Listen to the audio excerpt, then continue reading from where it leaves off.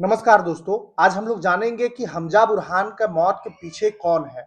आखिर पाकिस्तान में जितने भी टेररिस्ट हैं, जो बड़े-बड़े आतंकवादी हैं, उनको साइलेंट किलर की तरह मार दिया जा रहा है, जैसे धुरंधर 2 मूवी में दिखाया गया था।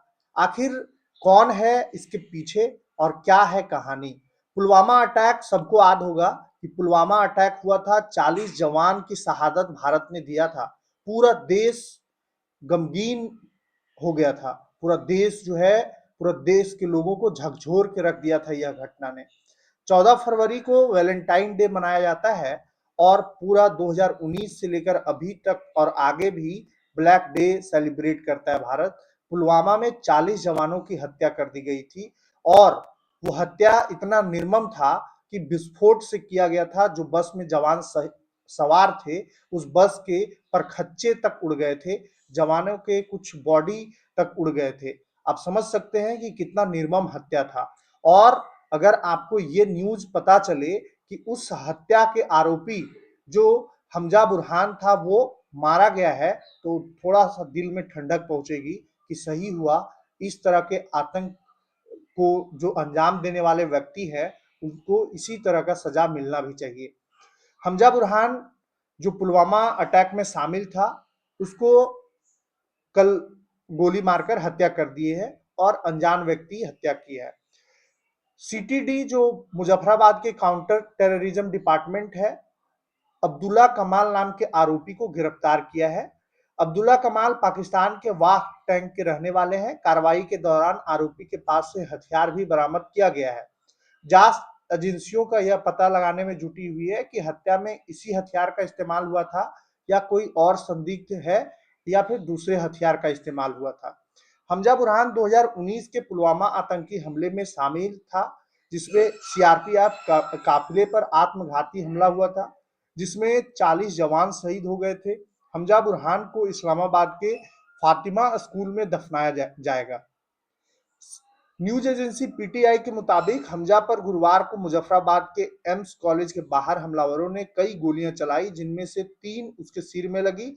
गंभीर रूप से घायल हो गया। अस्पताल ले जाने के क्रम में उसकी मौत हो जाती है। हमजा बुरहान जम्मू कश्मीर के पुलवामा जिले का रहने वाला था। वह पहले आतंकी संगठन अल बद्र से जुड़ा था और बाद में अल बराक के लिए काम करने लगा। वह मुजफ्फराबाद के चीलाबांदी इलाके में भारी सुरक्षा के बीच रह रहा था।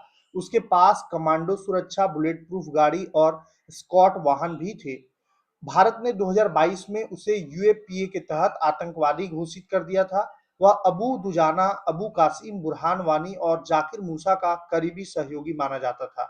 उसके पाकिस्तान की खुफिया एजेंसी आईएसआई से करीब रिश्ता था। सरकार के मुताबिक अर्जुमंद गुलजार डार उर्फ हमजा बुरहान उर्फ डॉक्टर पुलवामा के रत्नीपुरा इलाके का रहने वाला था। 23 साल का हमजा आतंकी संगठन अल बद्र से जुड़ा हुआ था। अल बद्र को सरकार ने आतंकवादी संगठन घोषित किया हुआ है। वह कानूनी तरीके से पाकिस्तान जाता है। वहां जाकर वह अल बद्र में शामिल हो गया और बाद में संगठन का सक्रिय आतंकी और कमांडर बन गया। अभी वह पाकिस्तान से ही काम कर रहा था। उस पर आरोप है कि वह युवाओं को अल बद्र में शामिल होने के लिए उकसाता था और फंडिंग भी करता था। जांच एजेंसियों के अनुसार 2020 में सीआरपीएफ जवानों पर ग्रेनेड हमले और युवाओं को आतंकी संगठन में भर्ती कराने जैसी गतिविधियों में शामिल रहता था। 14 फरवरी 2019 को जम्मू कश्मीर के पुलवामा में सीआरपीएफ के काफिले पर आत्मघाती आतंकी हमला होता है। श्रीनगर जम्मू हाईवे पर लिथपोरा इलाके में जैश ए मोहम्मद के आतंकी आदिल अहमद डार ने विस्फोटकों से भरी एसयूवी बसों से टकरा दी जाती है और बसों के परखच्चे तक उड़ जाते हैं। धमाका इतना जबरदस्त था कि 2 बसों के परखच्चे उड़ गए और 40 जवान शहीद हो गए। जांच में सामने आया कि हमले से पहले सुरक्षा एजेंसियों को कई इंटेलिजेंट इनपुट मिले थे, लेकिन आतंकी साजिश रोकने में नाकामयाब रही। बाद में एनआईए ने अपनी चार्जशीट में जैश ए मोहम्मद और उसके सरगना मसूद अजहर को हमले का मास्टरमाइंड बताया था। इसके बाद जब हमजा जम्मू कश्मीर के पुलवामा के काकापुरा इलाके में 18 नवंबर 2020 को हुए आतंकी हमले में भी शामिल था। तब आतंकियों ने बंकर पर ग्रेनेड हमला किया था। हालांकि ग्रेनेड अपने निशाने से चूक गया और सड़क पर जाकर के फटा, जिससे 12 नागरिक घायल हो गए। रिपोर्ट के मुताबिक हमजा बुरहान लंबे समय से पाकिस्तान और पीओके में सक्रिय था। बुरहान मुजफ्फराबाद के एम्स कॉलेज के बाहर मारा गया। वह अबू दुजाना, अबू कासिम, बुरहान वानी और जाकिर मूसा का करीबी सहयोगी था। बुरहान वानी 8 जुलाई 2016 को जम्मू कश्मीर में सुरक्षा बलों के साथ घुसपैठ में मारा गया मुठभेड़ में मारा गया था। उसकी मौत के बाद जम्मू कश्मीर में लंबे समय तक हिंसा और विरोध प्रदर्शन हुए थे। बुरहान वानी की मौत के बाद जाकिर मूसा हिजबुल का कमांडर बना। वह 23 मई 2019 को पुलवामा जिले के त्राल इलाके में सुरक्षा बलों के ऑपरेशन में मारा गया। पाकिस्तान में पिछले 4 महीने में 4 बड़े आतंकियों की संदिग्ध मौत परिस्थितियों में हो गई है। इनके पीछे अज्ञात हमलावरों का हाथ बताया जा रहा है। हालांकि इनकी पुष्टि अभी नहीं हो पाई है। लश्कर आतंकी मोहम्मद कासिम गुज्जर, जो लश्कर तैयबा से जुड़ी आतंकी मोहम्मद कासिम गुज्जर की फरवरी 2026 में पाकिस्तान के पेशावर में गोली मारकर हत्या कर दी जाती है। रिपोर्ट के मुताबिक अज्ञात बंदूकधारियों ने उस पर हमला किया था। हालांकि इसकी आधिकारिक पुष्टि अभी तक नहीं की गई है।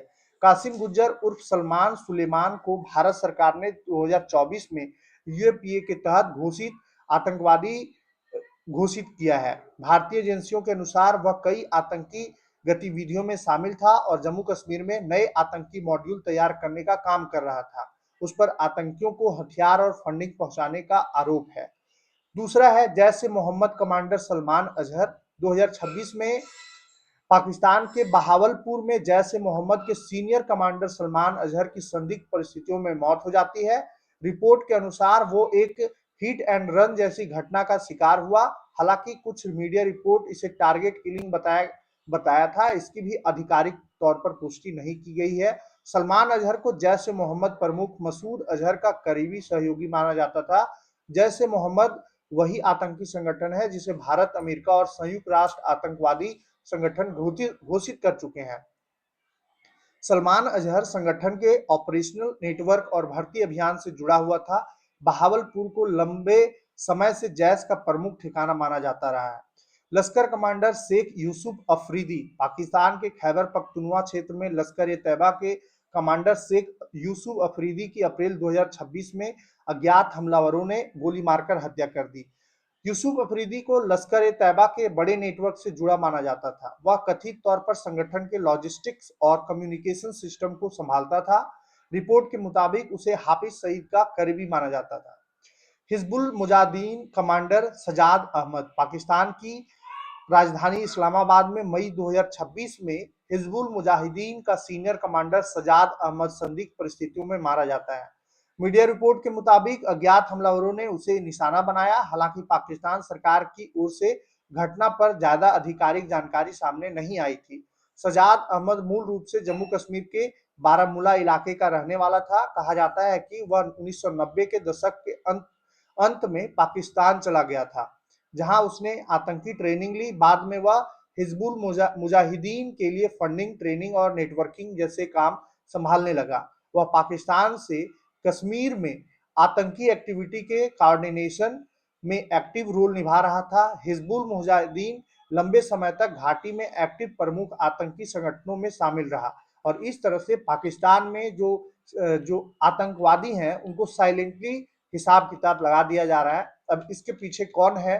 पाकिस्तान सरकार और पाकिस्तान की जो इंटेलिजेंस ग्रुप है, सभी को सोचने के लिए मजबूर किया जा रहा है। आखिर पाकिस्तान में जितने भी बड़े बड़े आतंकवादी हैं उनको कौन मार रहा है, वो कैसे मर रहे हैं। और अब पाकिस्तान जो है वो खुद में उलझ चुका है। पाकिस्तान पहले दूसरे के देश में जाकर के आतंकवाद फैलाता था, लेकिन अब खुद उसका शिकार हो चुका है। धन्यवाद।